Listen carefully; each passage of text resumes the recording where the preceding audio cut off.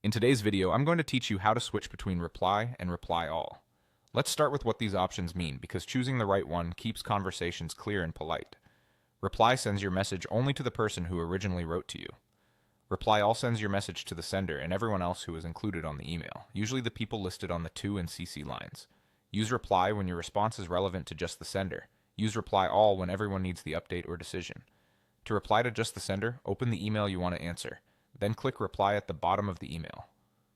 Your draft will open addressed only to the original sender. This is perfect for quick confirmations, sensitive information, or details that aren't useful to the whole group.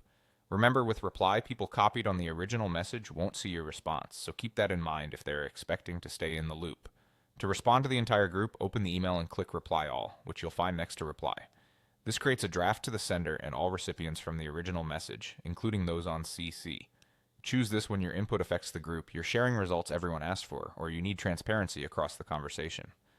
A quick etiquette tip: keep it concise to avoid unnecessary inbox clutter and avoid reply. All for simple acknowledgments unless requested. If you start writing with reply and realize the whole group needs your response, don't worry. Cancel the draft to exit that reply, then click reply all instead.